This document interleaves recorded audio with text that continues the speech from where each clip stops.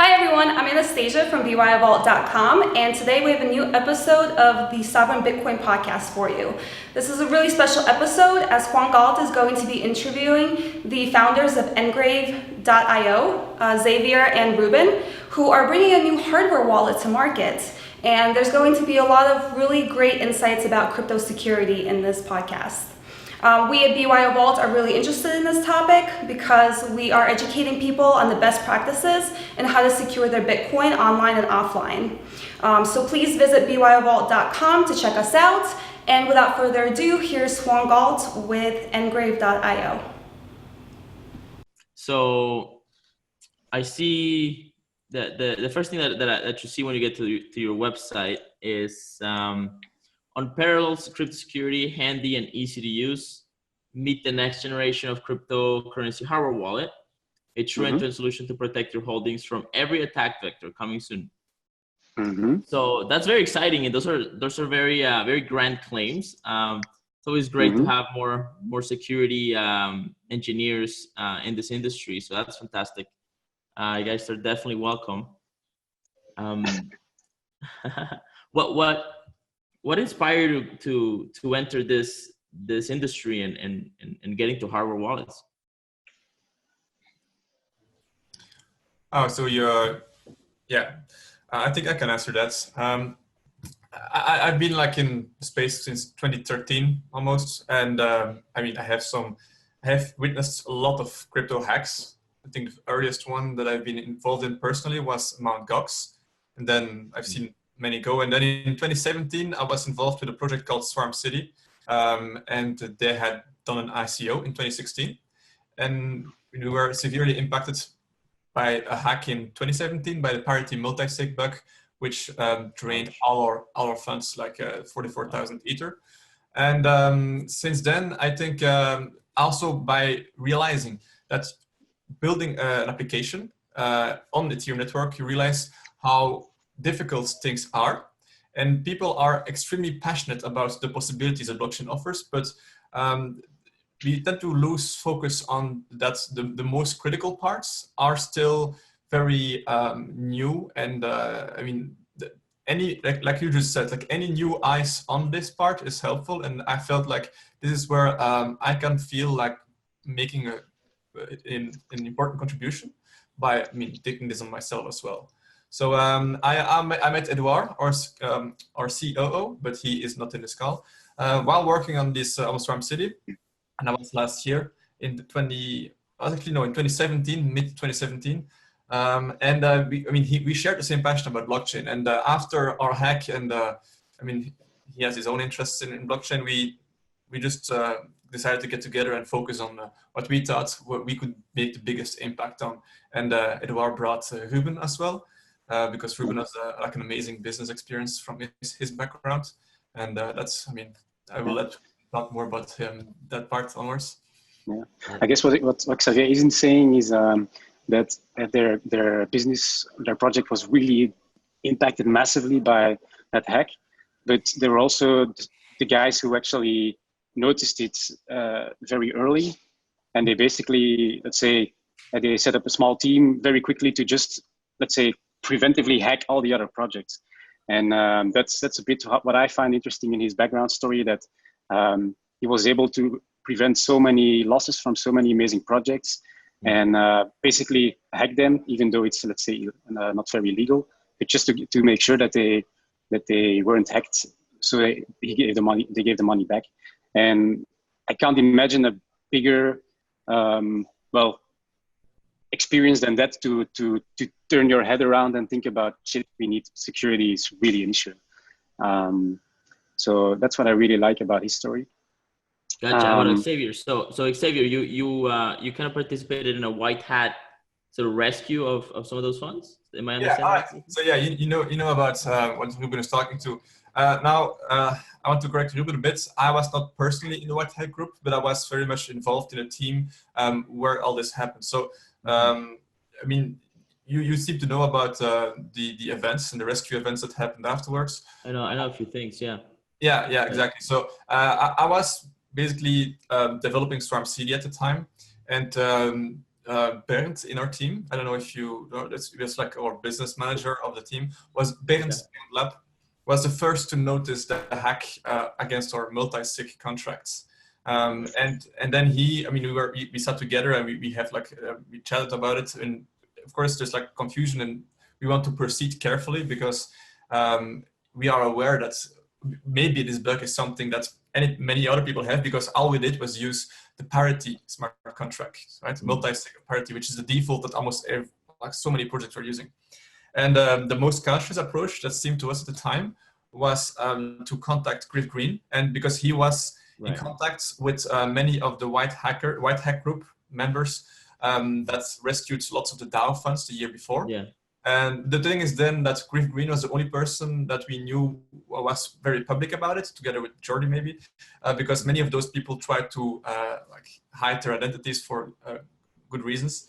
But yeah, Griff Green already was a very good friend of us as a project, because ideologically we synced very well with the reasons why we do. We do those things. He started to give it since then, and he has lots of blockchain for humanity project going on and social impact. Great. Yeah, I'm sure you heard about Griff. He's almost I've met him. Yeah, I've met him. Great. Exactly right. So we contacted him, and he got in contact with his white hack members, and we also had some people in our team like helping. And I don't have to tell you the story from what happened onwards then, but they just got together, decided to automate the hack after deciding to do this, because it's legally a theft that you're doing, so you kind of put it it's sensitive. Yeah, it's very sensitive. So but yeah, my participation in this was that I was basically in Farm City, and I was in the conversation, right? So I don't want to put any unjust claims that I was part of the white hack group, but I was like, I lived it very, very close. Yeah. But basically, the moment we discovered the hack, I remember being woken up by this message, and then the conversation afterwards was a very intensive moment. Yeah. Yeah. No sleep for at least a day or two, right? Like. Yeah. Yeah. My personal approach was I just wanted to prove the commitment to the project, because I believed in the ideals. So whatever happened, I just kept working the whole day on the project itself to make sure that no one would think that our project was dead just because the ICO funds were left. And we managed to keep going for another year. But by now, the whole project was funded by the pockets of the remaining members, right? We didn't have any real funding anymore, just more like charity from ourselves. Yeah. Is this the parody hack, the one where something like 200, I think it might have been $200 million got locked, like they couldn't move out of the one? That's a different one. No, but it's actually that one is a logical. That was brutal. Yeah, but that's but that one, I was speaking to the one that locked it. I was literally conversation, DevOps 199. I have my chat history with him. Yeah, wow. It's kind of funny how those things are linked. But what happened there was Parity had decided to roll out their own solution to their smart contracts, right? Because the white hack group with Jordi decided to fix the bug and proposed their modified smart contracts to Parity, but Parity decided to go on their own and fix it themselves. And what they did was put many of the functions that were used in this Parity contracts into a library, right? Because that's easier to update, and you don't have to update all contracts manually like we had to do afterwards.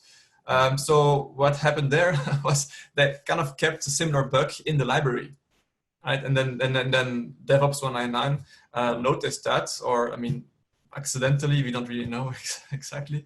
I don't want to, but he then locked that all the money that was using the library. But the fact that we were using the library was because they needed a better way to fix bugs like happened to us in 2 months earlier. Yeah, so those are very. Yeah, those are very interesting stories. That'll go down in history as one of the most amazing kind of, I guess, mistakes or bugs in crypto history. Let's go back to Engrave though. So I kind of have to ask this. Is there any association, or just to be clear, there's no association between Engrave and other companies that are such as Entrust or Enchain or anything of the sort? Or you guys have shares? No. Good. No. Okay, so let's talk about some of those claims. I'm really curious.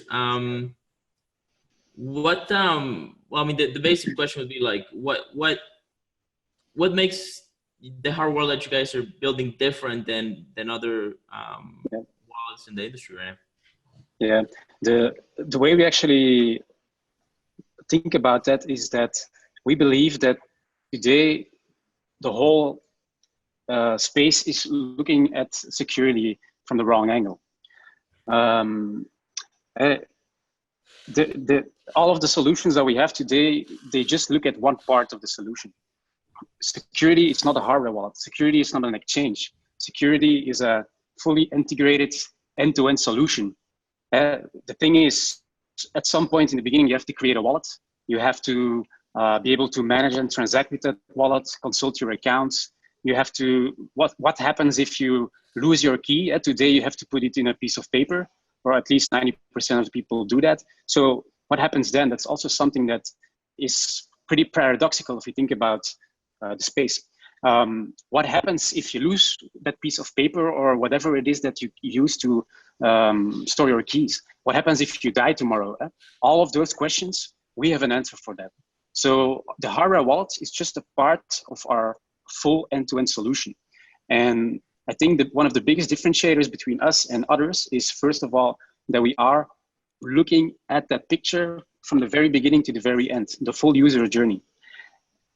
And secondly, we have partnered up with two of the best players in the world. First one is the world-leading research and development hub on nanoelectronics. So with them, we basically built a hardware wallet from scratch with a company that is specialized in nanoscale, atom scale level of electronics and hardware casing. And we are also working together with the world-leading cryptography and hardware security group that was responsible for inventing the security encryption protocols of the NSA, the US government, and they also hacked the Tesla cars. And today they're leading in quantum cryptography, post-quantum cryptography, multi-party computation, advanced cryptography. And so those two combined with our solution make this an amazing hardware wallet. And if we just think about, again, that end-to-end story, what we have done is we have looked at every single step of that user journey, and we have vastly upgraded the security in each and every single thing. So we don't want to leave anything to chance. We've been in crypto for some time. Any single detail we can think of, we want to have it out. To give an example, if you have a hardware wallet today and you want to create a seed, the hardware wallet gives you a seed, right? Mm-hmm. And so it just says, here's the seed, write it down, mostly on a piece of paper, because that's what you get in your box. And for us, that's already a detail that is not allowed to happen. Why? Because let's say one of those hardware wallets, they actually could have a database with all the keys they ever generated, and one day they do an exit scam. It's a small probability, but for us, it's a probability that shouldn't exist. So we have, for instance, for the wallet generation, vastly upgraded the most advanced process that exists today. We have added biometric data. We have added other types of interactions, and even an interaction step where the user can interact with his key. Let's say the simplest way you can imagine is that he just changes a couple of bits in the key, for instance, right? So if you have a private key, he maybe just changes a couple of characters, for instance, but in a way that even Engrave has absolutely no idea computationally to know what your key can be. And our hardware wallet is fully offline. So you take a hardware wallet, you turn it on, you don't need to connect it, no Wi-Fi, no Bluetooth, no USB, nice big touchscreen. You basically generate a wallet offline. It's the most advanced wallet generation process that you can imagine. And you don't even ever after that expose that key to anything that is connected. And things like that, every single piece of the journey, we have upgraded it as much as we could. It's fantastic. Does that make sense? Yeah, it does. And I've wondered often, about the random generation sort of the key as well, right? It's one of those questions. It's like, if I generate it myself, I have to input it into the laptop. That's a problem. So that's probably Yes. why they generate it. But yeah, you're right. Why not add a biometric data? Sort of just move your mouse around a little bit or something like that to Yep. Well, run well, for us, it's important that, first of all, if you talk about random number generation, a private key or a master seed, it's 256 bits long. That means that there are 10 to the 78 power of different possible combinations or values that such a key can have. That's more than that there are a number of atoms in the universe. So it's easy to say I'm going to create a random key, but you have to be able to go for all those possible values. And that's one. And two, you have to be unpredictable, because if you're predictable, it doesn't even matter. So we are able to do a key that is super unique, unpredictable, and we do it offline. And imagine then that you send your Bitcoins to the public keys or to any of the addresses generated from there. Nobody can attack your solution because we don't even have an online connection. Right. Yeah, that makes a lot of sense. Yeah, I think that's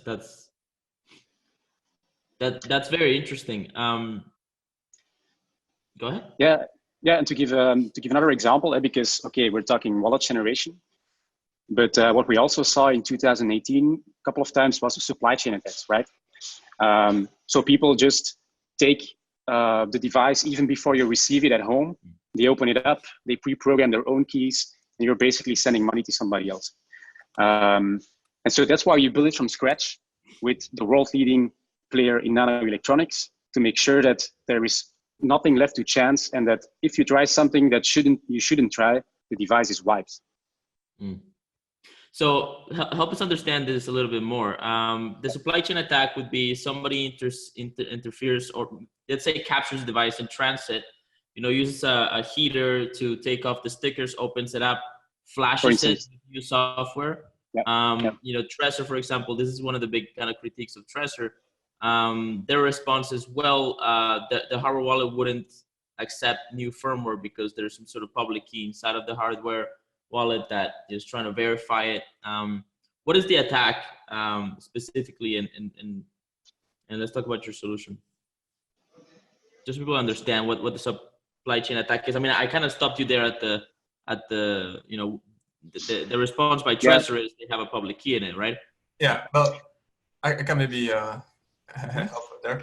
The Trezor security implementation is definitely a reference for us, but we try to add on top of that. So whatever they have, for example, you add an attestation of the device by a public-private key that when you connect, when you first buy the Engrave device and you first initialize it, you will have to sign a message with our website that will be able to verify that you will be able to verify the origin of the device. It's impossible to it's the same solution as with Trezor. It's a public key attestation. But on top of that, we also add very strong anti-tampering methods. That's something that Trezor doesn't necessarily have.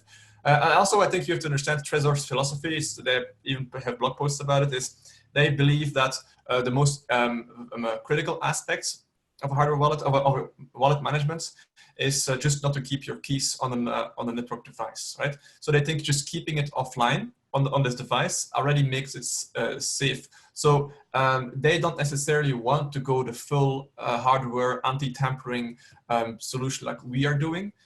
Again, because it also involves certain costs, and it also removes the open source aspect of it, because the main motive behind Trezor is to develop fully open source technologies that anyone, if they want to, can buy the components and make it themselves at home. While the anti-tampering technologies we provide require specialized manufacturing technologies. And that's just something Trezor doesn't necessarily want to provide. I think Ledger tries to improve on that part, and they add the usage of a more advanced secure element, for example. But the advantage of Trezor for us is it open sources other technologies, and we really try to learn from all their research already. Right? They're using an MCU chip, a general purpose microchip. And they develop techniques to obfuscate all the information that is in that chip, and we are actively implementing all advantages that they found. And we also have the public key attestation, like you just mentioned, and we add advanced hardware technologies to do anti-tampering. If you open the device, the secrets wiped. Something Trezor, for example, doesn't do, right? We have like a tampering detection. You cannot open it without leaving a trace. So yeah, there's many components there about our security. I think what's important there as well is, so we have thought of that from many different angles. So you have indeed tamper proofing, basically just making it difficult to tamper with the device. You have tamper evidence there, where you can indeed maybe see the seals or something else that has been broken. Tamper responsiveness, where you just like wipe the device as soon as you notice that maybe the seal or let's say the screen comes off. But we actually so every of those steps is already economically very interesting to do if you want to hack our device. And then even if you are able to do, let's say, have a lot of money and you're a genius attacker, and you still make it through all those steps, we have, well, the attestation process. But after that, with the key generation itself, in that key generation process with the user, and the process for the user extremely simple. We have developed it together with many users, but we include an interaction step that ensures that the user knows, okay, even if somebody did all those things, it is all rendered useless because of what I'm doing right now. And that makes that entire process of how we create just a wallet, which is basically the most important thing, your private key in your seed, makes it, well, statistically impossible to attack, let's say. Because of the biometric data and some of the other. That's actually, so if you think about the current RNG protocols, the ones that are standardized and used by most of the players, the issue there is that they were, let's say, standardized a bit by, I think, the NIST directives, or at least by the NSA. So even though they are, let's say, pseudo random and unpredictable, they might be predictable by some specific government's intelligence agencies. Right. And a detail like that, for us, it's already too much. So what did we do? We said we take the best process there exists today. We add biometric data. We add light technology, because that's one of the more proven technologies that actually adds to the entropy. And then we add an additional step where the user can actually interact with the key. And if you do all of that, the process actually increases in entropy, so it becomes more random. And it becomes very unpredictable, because even Engrave has no idea what the key can be. And for us, it's very important that that kind of decentralization goes as far as it can, so nobody can even think about how can I now get to that key, unless coming to you and trying to steal it physically. Right. Okay. Can you clarify the NIST comment? So you guys are not using any of the standards developed by NIST? No, we do. We use one of the best chips for RNG. We just add to the mix to actually improve it. Yeah. Gotcha. Also, I want to add some comment there. This is one of the fields where decentralization is inherently, it adds to the security of the space. If everyone uses Ledger, which we do not doubt the security of the solutions, but if you would have a lot of money to store, it would be a better practice to divide them over different wallet providers. Just because, I mean, Ledger has a certain monopoly, Trezor, but they use the same chips and the same randomization process. So a single vulnerability would jeopardize a lot of funds right now. So even though they're good solutions, it's just healthy for the system to add more of a diversity in the space, in the solutions provided. Yeah. Just to clarify, you're saying that Ledger and Trezor use the same chips? No. They use the same manufacturer for those chips. Same manufacturer, right? Okay. Yeah. Which again, they are adhering to the NIST standards. I do not doubt that they're safe, but it's just a question of betting, hedging your bets, right? It's you don't put everything under one possible. No, I don't say also that the chips use the exact same randomization technique, but it is possible considering they're the same manufacturer, right? They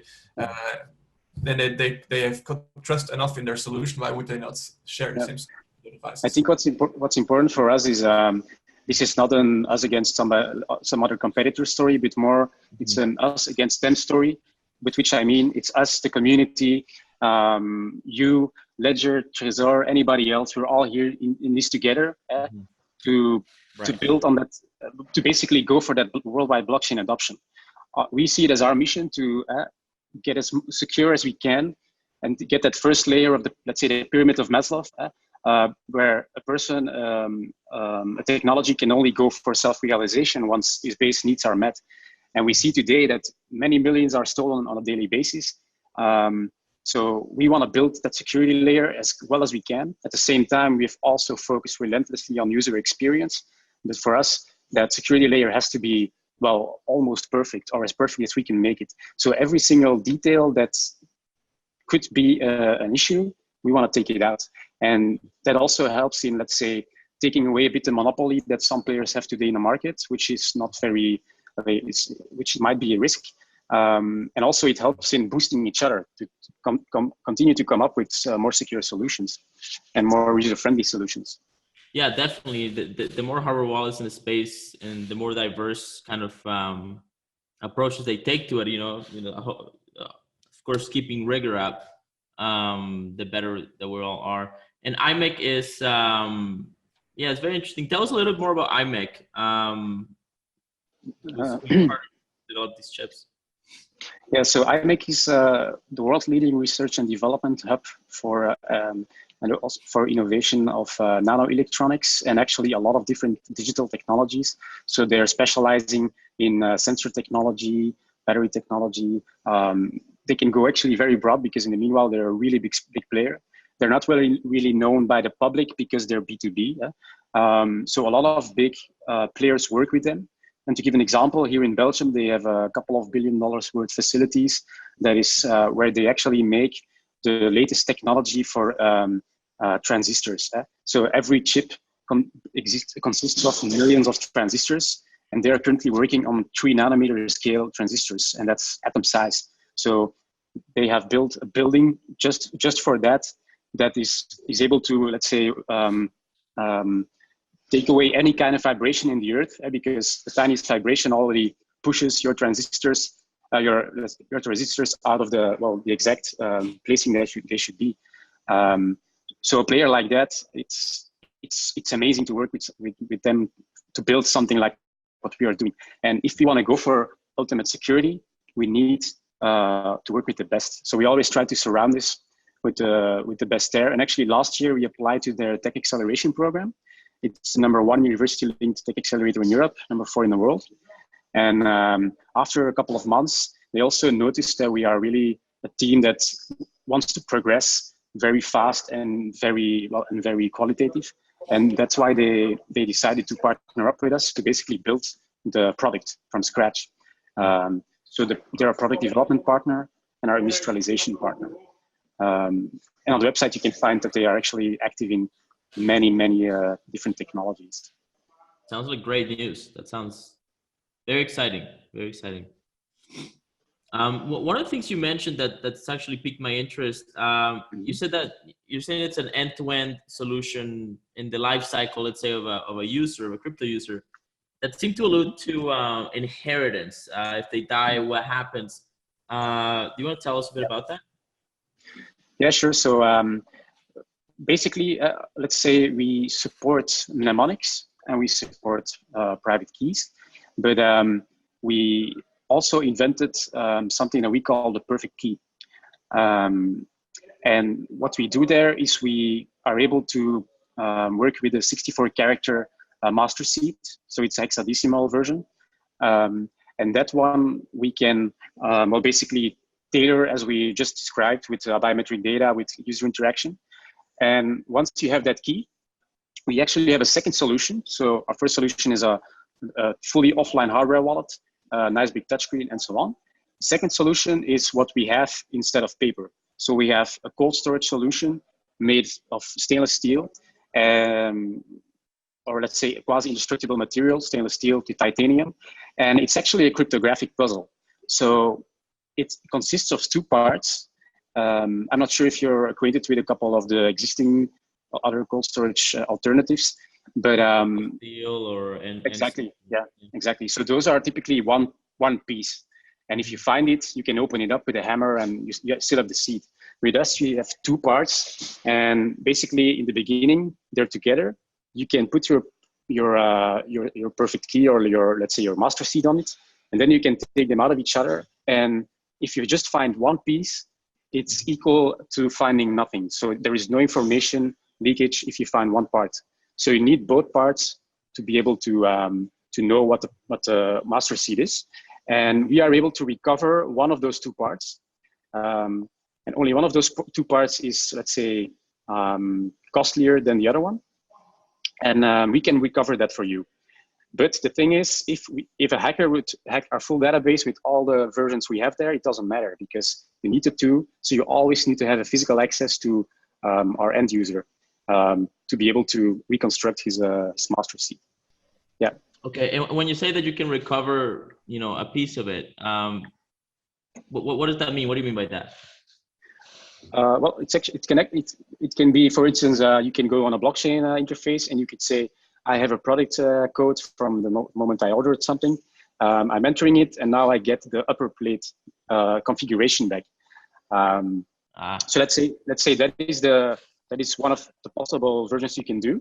You can also say as a customer, I don't want you to remember anything because I'm completely decentralized. So then we forget it. And if you want, we can also, if you think I'm a bit chaotic, we can ask a bit more personal data. You can call us, and in an offline database, we just have the product IDs that are linked to you as a customer, and we can send you a new plate back. And then you just have to take your other plates, put them back together, and you can use a new wallet and import your key. Okay, I think I get the idea. There seems to be an effort in the industry to bring more redundancy to the backup solution, right? Trust right now is working on a Shamir secret implementation. Yep. They've also sort of added like a passphrase encryption. That we have Casa Huddle adding using 2 of 3 multi-sig and 3 of 5 multi-sig. I believe Green Address has always done I believe it's 2 of 3 multi-sig sort of wallet, right? Are you guys going to be entering the space in any such capacity? Are you going to be offering some sort of third key solution or emergency key solution? Yeah, so I think first of all, our main approach today is everything has to be at maximum security, right? And if you think about Shamir secret sharing and so on, those things are inherently online, so they're inherently attackable.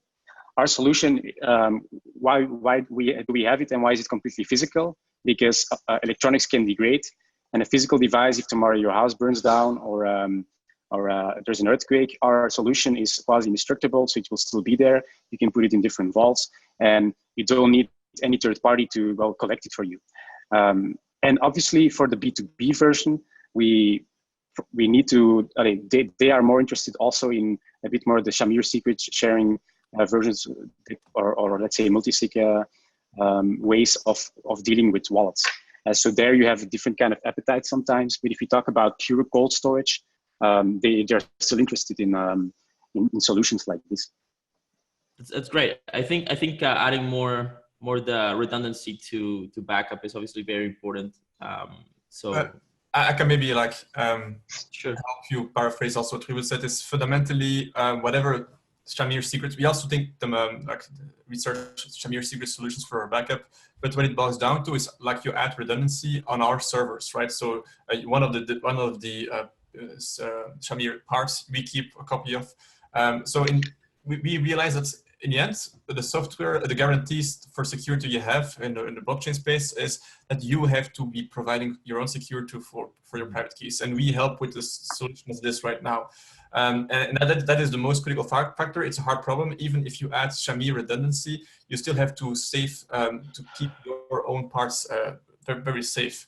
Right. And then for the multi-sig parts, we have conversations with B2B partners, and we are thinking to add a use case for that. But that's something we are, it's in our pipeline, but we are focusing really now on guaranteeing the highest security. Mm-hmm. And we are discussing with funds and insurance partners exactly what use case they would have for the multi-sig. Yeah. Gotcha. When it comes to security, open source is, often talked about. Well, there's a kind of a debate in the industry about open source versus closed source. approaches to security. You already talked a little bit about the Trezor approach compared to what you're doing, and some of the differences there. Is there anything else you want to add to that? Like, is there any aspects of your hardware that are going to be open source, which will be closed source, and how do you think about that? I think the main strength of open source is if you can reproduce whatever is written there. So that's a Trezor approach. They write as much as they can open source, and they use parts that you can easily buy off the shelf yourself. And that will also be our vision, is whatever people can reproduce code-wise, we will open source. But we will also add the strength of closed source parts, which is it's mostly in those areas where people cannot themselves reproduce what we do. Again, I talk about hardware design. We also have proprietary solutions like the secure element that we cannot open source the contents itself. It's a question of, do you trust the people that do the implementation? And that's where we use renowned partners like IMEC and secure chip vendors. And on top of that, we will use a firmware that is open source. We look at Trezor, for example, and we will add our own implementations. So we really hope to get the best of both worlds. You have the reputation advantage, and you have the reproduction advantage. Gotcha. Yeah, indeed. And so indeed, our philosophy is do as much as we can the open source part.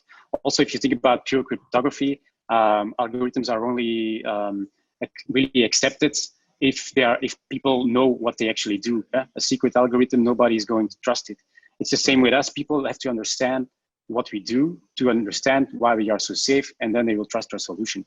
So we will obviously try to be as transparent as possible about that. And we also see that the industry actually wants that. So. Yeah, certainly. They certainly do.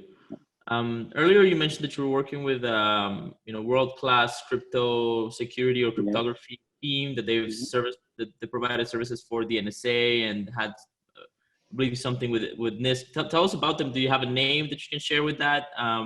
Maybe. Yeah, sure. How did you connect with them? They're called COSIC, so COSIC. These are the guys. If you look for their name and you look for like Tesla, you will also, for instance, find in September last year they hacked that car.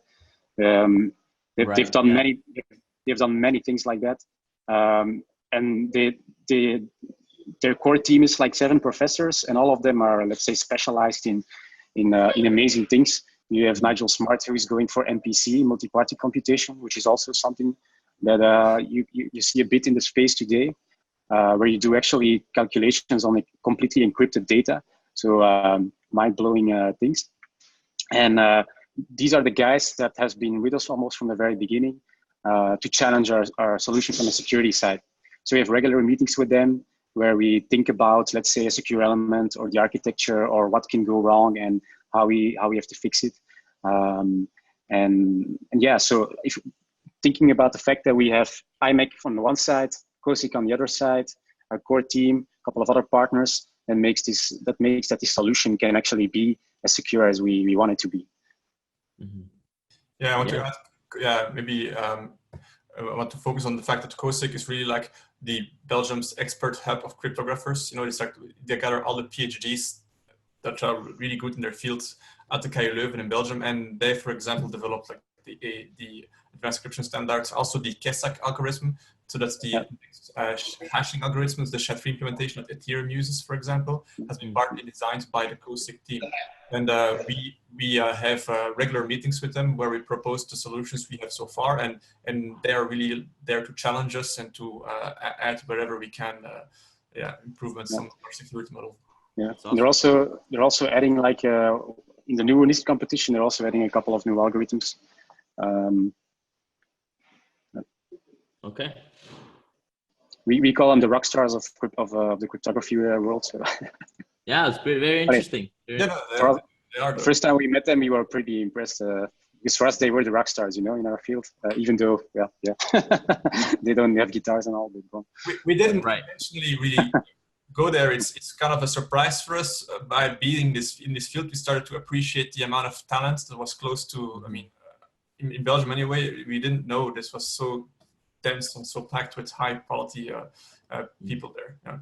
Yeah, exactly. That's a bit like the crazy thing about it. If you think about Belgium, it's an almost invisible country on the map. Last year we were third in the World Soccer competition, and now we're making let's say an interesting hardware wallet. And we have actually around the corner we have two of the biggest experts in the world to help us in building it. And in 1 month from now, we're actually going to San Francisco. So the Belgian Chamber of Commerce, the Belgian American Chamber of Commerce have selected us as a, let's say, high potential startup to enroll in their Silicon Valley Summer Catalyst program. And there we will get full exposure to their network, to setting up shop in the US, to getting into the American mindset of doing business, of raising capital, and so on. So I'm very excited about that as well. Mm-hmm. Well, it's very exciting. I'm definitely looking forward to seeing your progress. What is the state of the company right now? Where are you in product development? So we're actually going pretty. It's all going really according to schedule, and by the end of the summer we will start a Kickstarter campaign. Where we can already start selling the B2C version, let's say. In the meanwhile, we're also starting to analyze the B2B adaptations because the device can remain the same. It's mostly the firmware implementation that has to change a bit. Also, for the cold storage needs some tweaks. But so in terms of product, we already have the Kickstarter version, let's say. So it's going pretty. The pace is. We progress pretty fast. 1 week at our company is if you miss 1 week, it's a lot of catching up to do. Right. That's great. And so when can people expect a product in the market?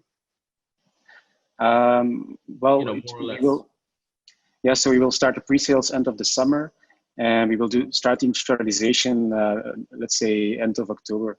And then in 2020, we will be shipping to the US and to Europe, but we'll have to give a bit more updates on that later.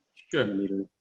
Yeah. It's all kind of, you can't have it's very hard to get a specific date on that, but yeah, it's great.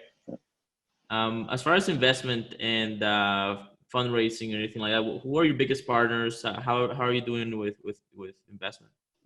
Yeah, we're actually not at liberty to disclose anything about that. But I think what is interesting to know is that we're going to Silicon Valley and so on, and we're always looking for smart money. So if there is any player that thinks that they might be interesting to them and they to us, I think there are many. We're really open to that kind of discussions always. I think that should be the message. Right. That's great. Okay, well, I'm excited. I'm definitely looking forward to seeing your product. I'm doing a lot of testing of software wallets, hardware wallets, and all the many recovery process and things you got to learn about them, because I have an education company, so I'm very focused on trying to bring them the best tools. So I'm definitely excited about Engrave. Anything else you guys want to say? Well, yeah, I don't know, but yesterday we had a new version of our product, and we were blown away by it ourselves. So we're really excited to get this in front of people. That's awesome. Yeah, maybe you can tell me what coins you would like to see on the device, because we're still in the research phase for what coins we support. So we've got a short list. Coins, right? Yeah. Right. Tell us which one do you want to have on? Well, definitely Monero. Get Monero in there. Monero is just the one that's very difficult for us to. Yeah, it is very hard. It is.